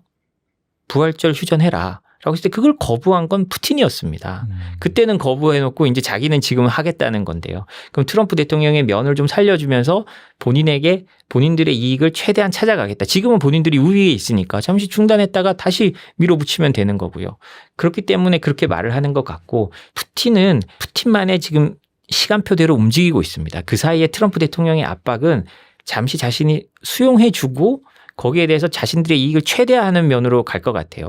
그래서 뭐 최근에 보도를 보면 푸틴 대통령이 트럼프 대통령이 총 맞았을 때 그런 모습을 가지고 러시아 최고의 화가에게 말해서 그림을 그려가지고 초상화를 트럼프에게 선물했다고 하거든요. 그 CNN 보도에 보면 나오는데 그 사진도 있던데 네. 아주 진짜 잘 그렸어요. 그래서 푸틴이나 러시아는 최대한 트럼프의 면을 좀 살려주면서 그리고 자신들의 이득을 최대화하는 방향으로 가고 있는 거지 이게 어떤 뭐 트럼프의 압박에 밀려서 물론 뭐 그런 면도 없지 않아 있겠습니다만 오히려 제 생각에는 푸틴이나 러시아가 트럼프를 좀 더 이용해서 자신들의 이득을 좀 더 극대화하려는 모습으로 저는 생각이 됩니다. 결과적으로 이런 상황에서 휴전 협상은 뭐 방금 말씀하신 것처럼 단기간엔 이루어지기 힘들 것 같은데 어떤 식으로 또 협정이 진행이 될까요? 이런 협상은 경제적인 게 중요한 게 아니고요. 제 생각에는 그리고 모든 정치가 마찬가지입니다만 본인의 국내 정치적 입지에 가장 유리한 방향으로 해결하려고 할 겁니다.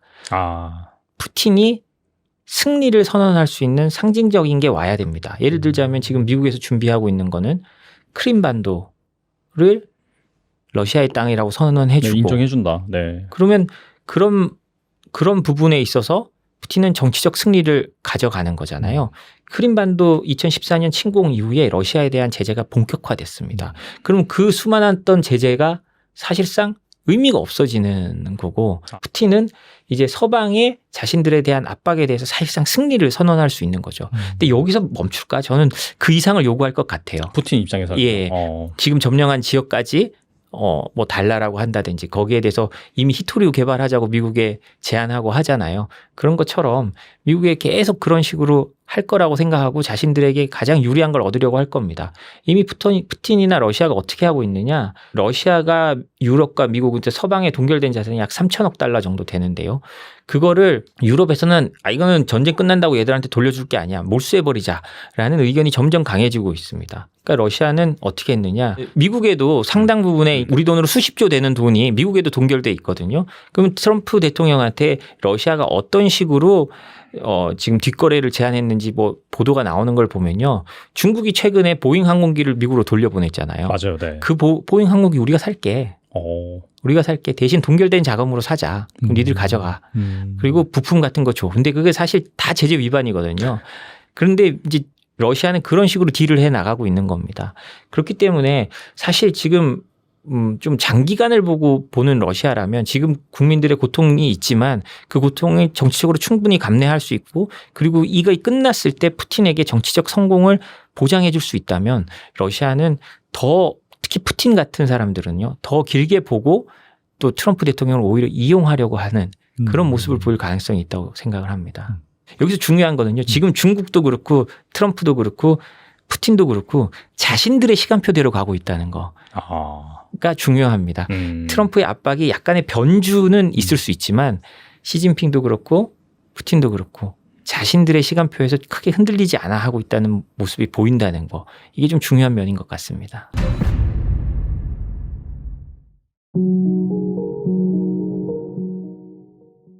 크림반도가 어쨌든 간에 우크라이나 입장에서는 자기네 영토였는데 2014년에 러시아가 불법 강탈했다고 하는 것이고 그런 면에서 우크라이나 헌법에 맹세한 젤렌스키 대통령으로서는 당연히 크림반도를 돌려받아야 한다는 입장이었고 이것을 포기하는 순간 우크라이나 국민들뿐만 아니라 강경 민족주의 세력에게 어마어마한 공격을 당할 상황일 텐데요.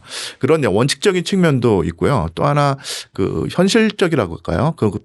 그것도 실질적으로는 사실은 크림반도를 돌려받는 것이 불가능하다고 생각을 하더라도 크림반도를 돌려달라고 요구한 다음에 크림반도를 돌려받지 못하게 된다면 하는 것이 일종의 양보로 비춰질 수 있지 않겠습니까? 젤렌스키 입장에서는. 예.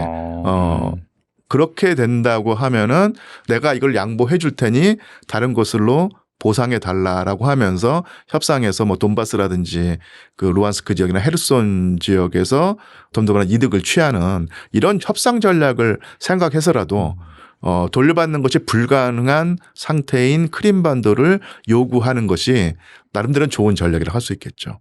그렇게 봐야 되지 않을까 싶습니다.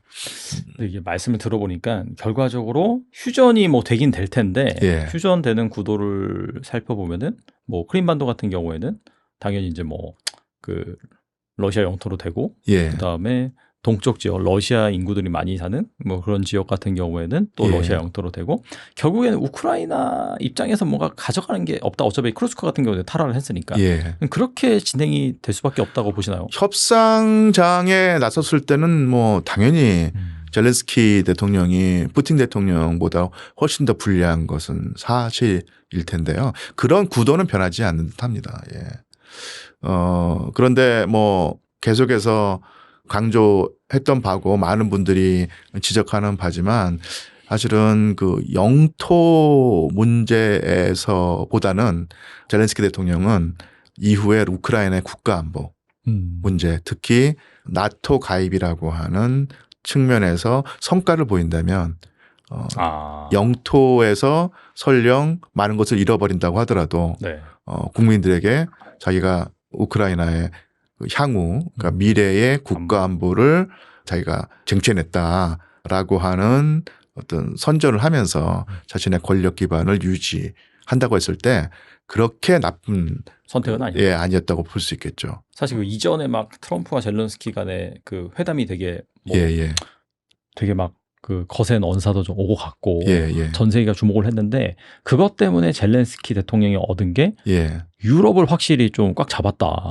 유럽한테 약간 동정심을 좀 유발하게 하고 좀 어떻게든 좀 지켜보자 나토를. 이런 좀 목소리를 좀 끌어올렸다라는 그런 부분에 대해서 평가를 받았는데 그렇다면은 실제로 이 우크라이나 나토 가능성을 좀 있다고 보시는 건지. 왜냐면은 푸틴이 그거는 정말 뭐 뒷목 잡고 쓰러질 정도로 민감한 부분 아니겠습니까? 어떻게 보세요, 이건 또? 사실은 그 쉽지가 않은 상황일 텐데요. 또 하나 그 상황이 복잡해지는 게 트럼프 대통령에게 지금 나토의 어떤 위상이라는 것이 점점점 축소되고 별 의미 없는 것이 돼버린다는 얘기죠. 거의 뭐 손절하듯이 말하고 있죠. 네. 그래서 미국이 적극적으로 유럽에 개입을 하고 나토로 이끌어 나간 상태에서 그런 상황에 그 나토일 때 이 우크라이나가 나토에 가입을 한다 그러면 정말로 젤렌스키 대통령으로서는 최고의 상황일 수 있는데 미국이 빠져나간 상황. 그래서 엄청나게 위상이 축소되고 향후 존속이 과연 될 수 있을까 싶을 정도로 이렇게 좀 찌그러진 그리고 흔들거리는 나토라고 하면은 이게 젤렌스키 대통령의 의사대로 우크라이나가 가입을 해도 이게 과연 충분한 보상이 될 수 있을까? 그거 따져봐야 될 상황인 듯합니다. 그래서 트럼프 대통령이 젤렌스키 대통령을 압박할 때 그 나토 이거 한 문제도 그런 식으로 트럼프 대통령의 머릿속에서는 사실 나토의 관심이 상당히 많이 줄어든 상황이어가지고 그러지 않나 싶습니다. 그러면은 좀 정리를 해보면은 사실 러시아가 그 우크라이나를 침략한 것도 결국에는 이제 나토에 대한 좀 위협 때문에 침략한 거잖아요. 이건 절대 안 된다라고 해서 여기서 막아선 건데 결국에는 뭐 미국이 100% 빠질진 모르겠으나 미국이 아무튼 간에 이 나토를 등짐으로 인해서 나토의 영향력이 약화되고 그러면 어떻게 보면 나토는 약간 이빨 빠진 호랑이 같은 그런 역할이 된 상황에서 우크라이나가 굳이 나토에 가입한다 한들 러시아 입장에서는 그렇게 위협이 되지 않기 때문에 그런 상황에서는 또 우크라이나가 나토에 가입할 가능성도 있다라고 보시는 건가요, 그러면? 그게 조금 더 그 상황을 이렇게 좀 정교하게 보자면 푸틴 대통령의 입장에서는 그 유럽 연합에 우크라이나가 가입하는 것은 크게 문제 삼지 않아 왔고요. 대신에 군사 동맹인 나토에 가입하는 것은 절대로 안 된다는 상황이었는데요. 근데 그 아까 지적하신 것처럼 나토가 만약 그렇게 형해화되고 또 의미가 없는 그런 군사동맹으로 전락할 때 푸틴 대통령이 뭐 지금까지 입장을 바꿔서 그래 한번 나토에 가입해도 크게 문제되지 않겠다라고 할 수도 있긴 한데 그것은 하나의 그냥 그 추정일 뿐이고요. 푸틴 대통령 입장에서는 어쨌든 간에 그래도 아무리 힘이 빠졌다고 하더라도 이게 하나의 군사동맹일 것이고요. 러시아의 국가안보에 직접적인 위해가 가해진다고 했을 때 나토가 예전 같지 않다고 하는 그런 상황을 염두에 두고 그러니까 우크라이나 나토 가입을 허용하기에는 상당히 그 부담감이 크고 그러니까 리스키한 선택일 수 있겠죠. 또한 물론 예전 같지 않지만 어쨌든 간에 그 프랑스 그리고 독일이 미국을 대신해서 우크라이나를 돕겠다고 했을 때 미국이 빠져나가고 한다고 해서 그 위협을 가볍게 판단하기는 쉽지 않아 보입니다. 그리고 뭐 그 영국은 거의 뭐 상수, 그러니까 변수가 아니라 상수인 격으로 항상 반러시아적인 입장을 취해왔기 때문에 나토의 핵심 국가였던 영국, 프랑스, 독일이 어쨌든 간에 그 반러시아적인 어떤 입장을 전혀 바꿀 생각을 하지 않는다고 했을 때 미국의 어떤 입장에 따라서 크게 변화가 있다고 해서 나토의 위협을 쉽게 보기에는 푸틴 대통령으로서는 상당히 위험 부담이 큰 것이다. 그래서 원론적으로라도 결국은 우크라이나의 나토 가입을 허용하지 않겠다는 큰 입장에서는 그 변화가 없으리라고 보입니다. 근데 이제 그 우크라이나 젤렌스키가 이제 영토를 내준다 하더라도 나토 가입에 이제 성공을 하면 그렇게 손해 본 장사는 아니다라고 말씀하셨잖아요. 그렇죠. 그런 가능성이 있다라고 이제 보시는 거긴 하겠네요. 쉽진 않겠지만. 그러니까 그 정말로 그 유동적인 상황이고 확정져서 말할 수는 없는데 만약에 영토 탈환과 우크라이나 나토 가입이라고 하는 두 가지 중에서 두 개를 다 얻어내면은 젤렌스키 대통령이 제일 좋은 상황일 텐데요. 그럴 수는 없으니까요. 현실적으로. 굳이 두 개 중에서 하나를 선택해야 한다고 했을 때 현실적으로 영토를 돌려받는 것은 쉽지가 않으니 요 나토 가입이라고 하는 성과를 얻어낸다고 하면 국민들에게 면이 서고 자신의 젤렌스키 본인의 상당히 큰 정치적 어떤 성과라고 선전하기 좋은 상황이고 그나마 그것이 더 현실성이 있다고 보겠죠.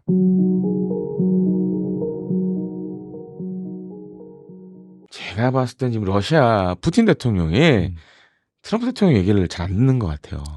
약간 뺀질뺀질 되면서 좀 한다고 하면서 또 안 하고 이제 그런 경향이 좀 그러니까 있죠. 이제 최근에 우크라이나 전선 돌아가는 걸 보면 뭐 쿠르스크는 한 80% 이상 이제 러시아가 뺏었지만 다음을 못 하니까 지금 오히려 이제 다른 지역에서는 우크라이나군이 또 치고 들어오는 경우도 있고. 배고로도 뭐 쳐들어갔다 이런 얘기도 있죠. 네. 그러니까 이제 이게 또 그 푸틴 대통령이 의도한 바와 달리 지금 안 풀려요 또 잘.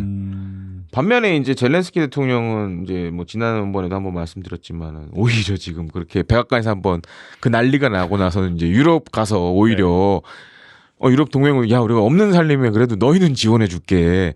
약간 이런 형국이 돼버렸고. 반면에 이제 푸틴 대통령이 약간 꼬여가는 상황이고. 그다음에 이제 트럼프 대통령도 지금 벌린 일이 되게 많잖아요. 우리 또 앞서도 말씀드렸지만 관세 전쟁도 있고. 맞아요. 지금 이란도 지금 어떻게 하려고 그러고. 예멘 계속 때리고. 지금 벌려놓은 게 너무 많다 보니까 약간 힘에 부추하는 것 같아요. 트럼프 대통령도.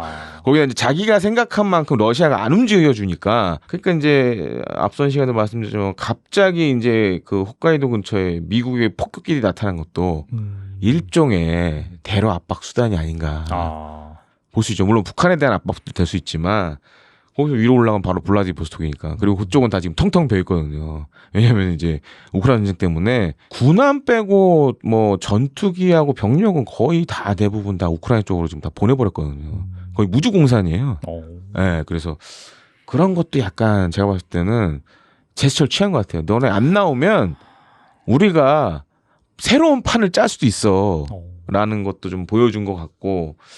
그래서 아마 이제 미국은 다시 좀 푸틴 대통령을 협상의 테이블로 지금 끌어들이려는 그런 시도들을 많이 하는 것 같습니다. 보니까 미국의 중재 포기 발언 직후에 푸틴 대통령이 30시간 휴전을 일방적으로 선언을 했는데 일각에서는 이 트럼프 미국 대통령의 중재 중단 가능성 경고에 좀 부담을 느낀 액션이 아니겠느냐라고 해석하는데 러시아는 과연 어떤 입장일까요?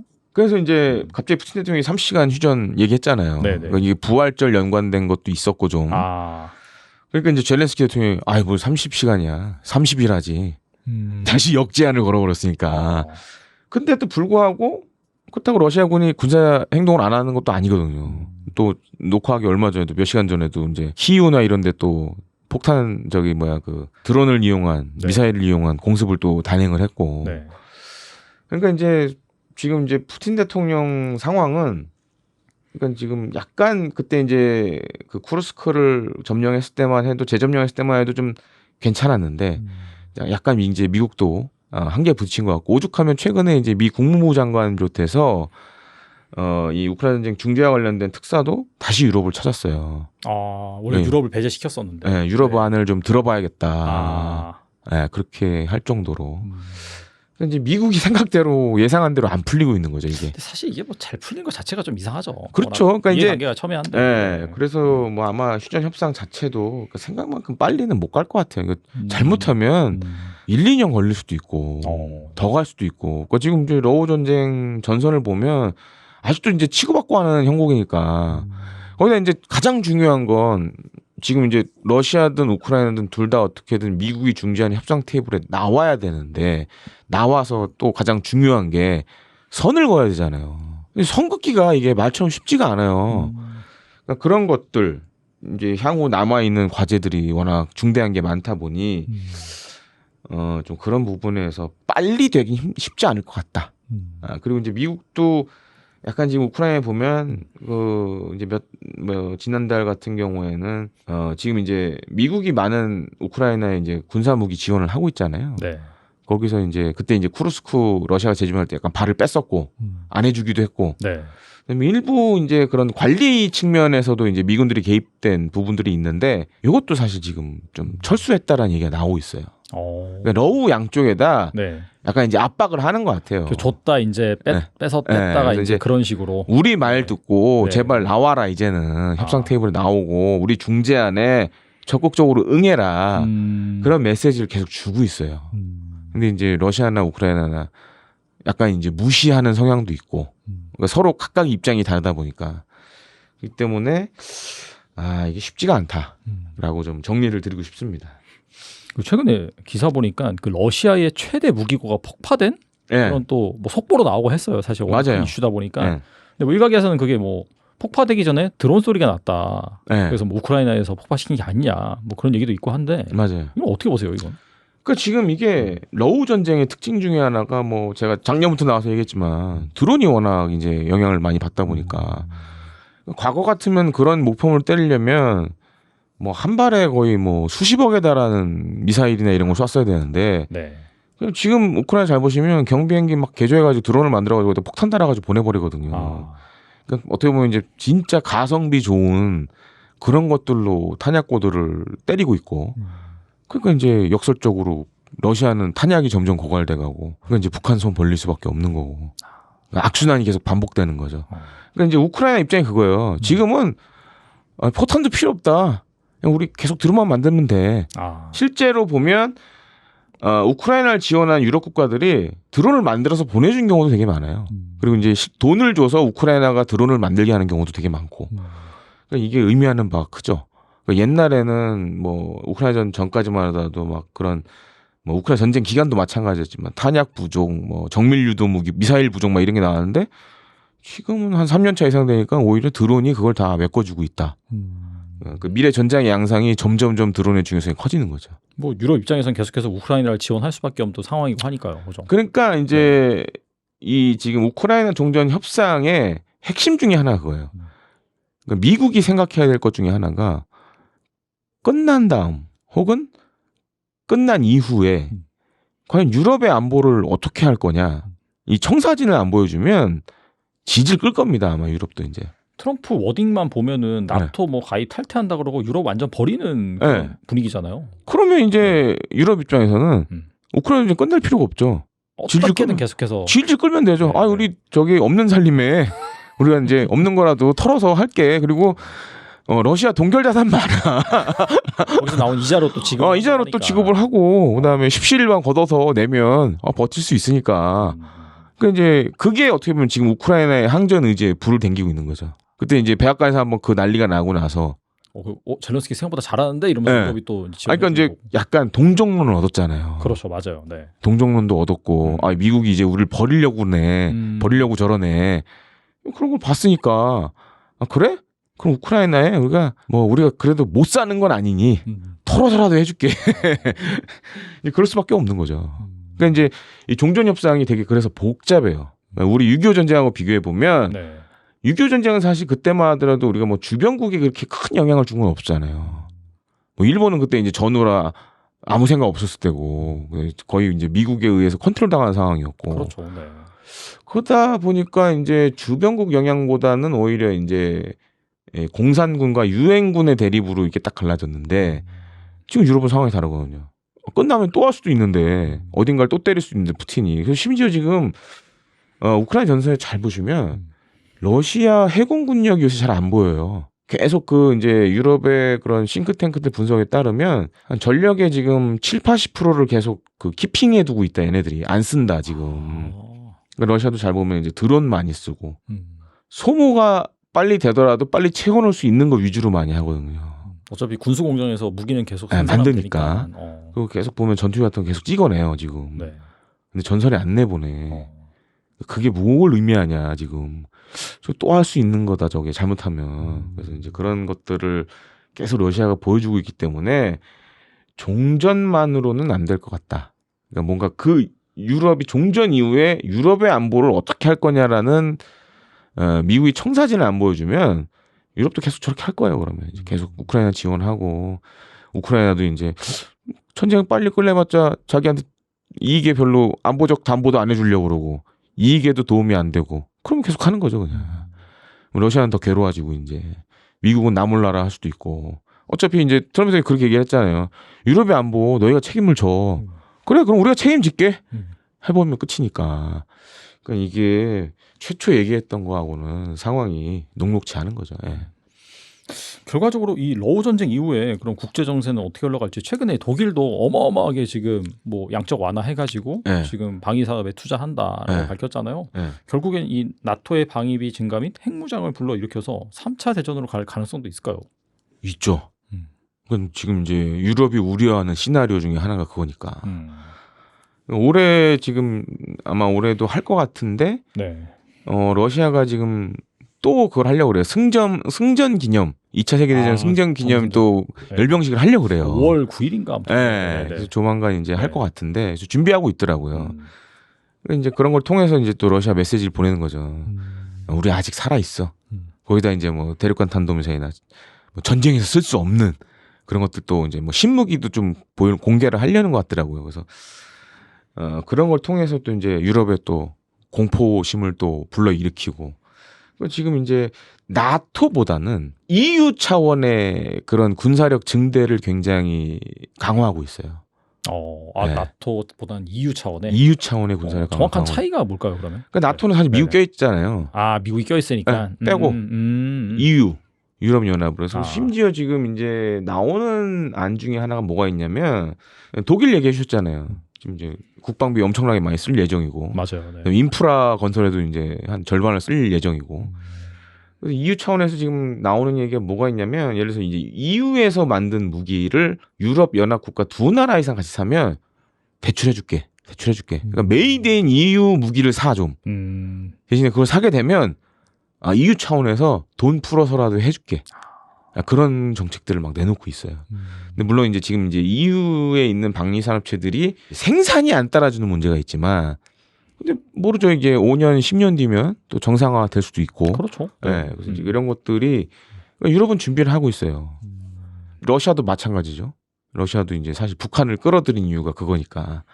예를 들어서 이제 북한을 끌어들여서 이제 어떻게 보면 이제 종전이 되더라도 지상군은 다시 이제 복구를 하는데 시간이 걸리니까 인력을 다시 이제 보충하는데 시간이 걸리니까 그 갭을 어떻게 보면 이제 전쟁이 끝나도 북한군이 메꿔줄 수 있고 계속 주둔하면서 이런 것들을 다 이제 고려를 하고 있는 거죠. 트럼프 대통령이 이렇게 강경한 메시지를 내놓는 거는 난 열심히 했는데 안 되는 건 니들 탓이다. 라고 돌리기 위한 거라고 저는 보거든요. 왜냐하면 사실 뭐 24시간 안에 한다는 거는 뭐 거의 불가능한 거고요. 뭐 6.25도 그 전황이 정체되고 뭐 했을 때 그 휴전협정이 이루어지기까지 2년이 걸렸습니다. 6.25도요. 지금 이 전쟁은요, 뭐 2차 세계대전 이후에 일어난 가장 큰 전쟁 중에 하나라고 하는데 그게 그렇게 쉽게 되겠습니까? 아무리 미국이라고 한다고 해도요. 그렇기 때문에 트럼프 대통령이 그렇게 말을 한 거는 이건 내 탓이 아니다 이렇게 된 거는, 그래서 책임을 양쪽으로 돌리면서 그다음에 러시아에 대해서는 이제 러시아를 압박하면서 우크라이나에 대해서는 니들도 전향적으로 나와야 된다라는 거를 메시지를 강력하게 주는 거죠. 그러면 우크라이나 입장에서는 미국의 지원이 없으면 사실 우크라이나 무기의 약 절반이 미국산이고 미국에서 보내주는 건데, 물론 지금 올 한 해까지는 바이든 때 해놓은 걸로 지원이 됩니다만 내년에 어떻게 될지 모르잖아요. 그렇기 때문에 우크라이나 입장에서는 상당히 위협을 느낄 거고요. 러시아 입장에서도 사실 러시아가 이렇게 된다면 러시아가 우크라이나에 대해서 좀 더 전략적 우위를 가지게 되는 건 사실일 것 같아요. 만약에 미국이 손을 떼게 된다거나 미국이 진짜 중재를 안 하게 된다면 인구나 모든 면에서 러시아가 우위에 있잖아요.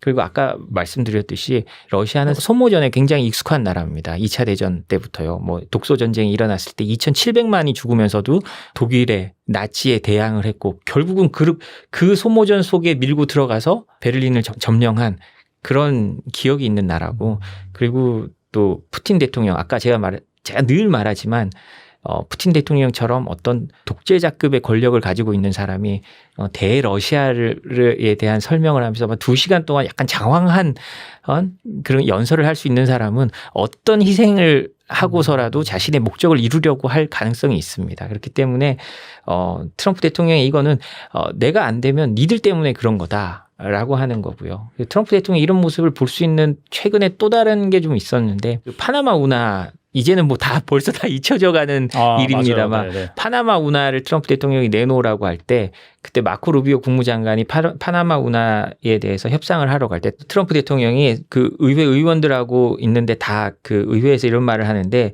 우리는 뭐 마코 루비오를 책임자를 뒀고요. 이제 이 파나마 운하 문제를 해결할 거다. 그런데 무슨 일이 잘못되면 누구 책임인지는 다 알지? 이런 식으로 농담을 합니다. 그런 것도 그렇고 1기 때부터도 늘 그래왔습니다. 트럼프 대통령은 일단 본인이 강한 모습을 보여줘야 된다는 그런 강박도 있는 사람이기도 하고 뭐 하지만 절대 본인 책임이라고 말을 하지 않는 사람이거든요. 그러기 위해서는 또 이 휴전 협정에 대해서도 이렇게 안 되는 건 난 진짜 노력했는데 얘들이 나빠라고 말을 할 좀 빌드업을 위한 거라고 저는 생각을 합니다. 그리고 미국 중재 포기 발언 직후 푸틴 대통령이 또 30시간 휴전을 일방적으로 선언을 했어요. 일각에서는 이 트럼프 미국 대통령의 중재 중단 가능성 경고에 약간 좀 부담을 느낀 것이 아니냐 그렇게 해석하고 있는데 이거 어떻게 보시나요? 저는 뭐 그 부담을 느꼈다기보단 제가 푸틴이라면요. 트럼프의 그 입장을 살살 살려주면서 자신의 이득을 최대화하려는 걸 찾아보려고 할 것 같습니다. 예를 들자면요. 우크라이나 전쟁이 맨 처음 시작했을 때 그때 서방에서 부활절이 왔을 때요. 부활절 휴전해라. 라고 했을 때 그걸 거부한 건 푸틴이었습니다.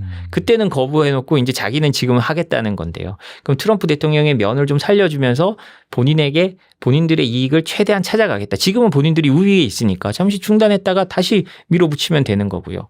그렇기 때문에 그렇게 말을 하는 것 같고 푸틴은 푸틴만의 지금 시간표대로 움직이고 있습니다. 그 사이에 트럼프 대통령의 압박은 잠시 자신이 수용해주고 거기에 대해서 자신들의 이익을 최대화하는 면으로 갈 것 같아요.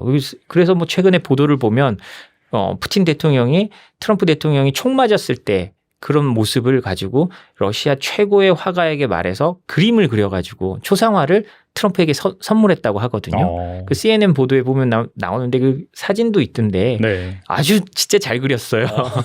그래서 푸틴이나 러시아는 최대한 트럼프의 면을 좀 살려주면서 그리고 자신들의 이득을 최대화하는 방향으로 가고 있는 거지 이게 어떤 뭐 트럼프의 압박에 밀려서 물론 뭐 그런 면도 없지 않아 있겠습니다만 오히려 제 생각에는 푸틴이나 러시아가 트럼프를 좀 더 이용해서 자신들의 이득을 좀 더 극대화하려는 모습으로 저는 생각이 됩니다. 결과적으로 이런 상황에서 휴전 협상은 뭐 방금 말씀하신 것처럼 단기간엔 이루어지기 힘들 것 같은데 어떤 식으로 또 협정이 진행이 될까요? 이런 협상은 경제적인 게 중요한 게 아니고요. 제 생각에는 그리고 모든 정치가 마찬가지입니다만 본인의 국내 정치적 입지에 가장 유리한 방향으로 해결하려고 할 겁니다. 푸틴이 승리를 선언할 수 있는 상징적인 게 와야 됩니다. 예를 들자면 지금 미국에서 준비하고 있는 거는 크림반도를 러시아의 땅이라고 선언해주고 인정해준다. 네. 그러면 그런 부분에 있어서 푸틴은 정치적 승리를 가져가는 거잖아요. 크림반도 2014년 침공 이후에 러시아에 대한 제재가 본격화됐습니다. 그럼 그 수많았던 제재가 사실상 의미가 없어지는 거고 푸틴은 이제 서방의 자신들에 대한 압박에 대해서 사실상 승리를 선언할 수 있는 거죠. 근데 여기서 멈출까? 저는 그 이상을 요구할 것 같아요. 푸틴 입장에서. 예. 지금 점령한 지역까지 뭐 달라라고 한다든지 거기에 대해서 이미 히토리오 개발하자고 미국에 제안하고 하잖아요. 그런 것처럼 미국에 계속 그런 식으로 할 거라고 생각하고 자신들에게 가장 유리한 걸 얻으려고 할 겁니다. 이미 푸틴이나 러시아가 어떻게 하고 있느냐. 러시아가 유럽과 미국 서방에 동결된 자산이 약 3천억 달러 정도 되는데요. 그거를 유럽에서는 이거는 전쟁 끝난다고 얘들한테 돌려줄 게 아니야. 몰수해버리자라는 의견이 점점 강해지고 있습니다. 그러니까 러시아는 어떻게 했느냐. 미국에도 상당 부분의 우리 돈으로 수십조 되는 돈이 미국에도 동결돼 있거든요. 그럼 트럼프 대통령한테 러시아가 어떤 식으로 지금 뒷거래를 제안했는지 뭐 보도가 나오는 걸 보면요.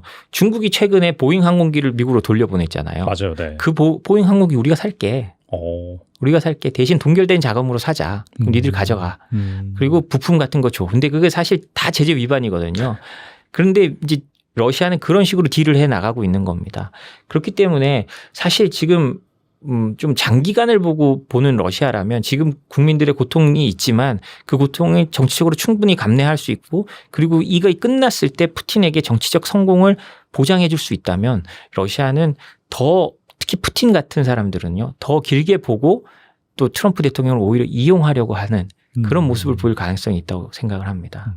여기서 중요한 거는요. 지금 중국도 그렇고 트럼프도 그렇고 푸틴도 그렇고 자신들의 시간표대로 가고 있다는 거가 중요합니다.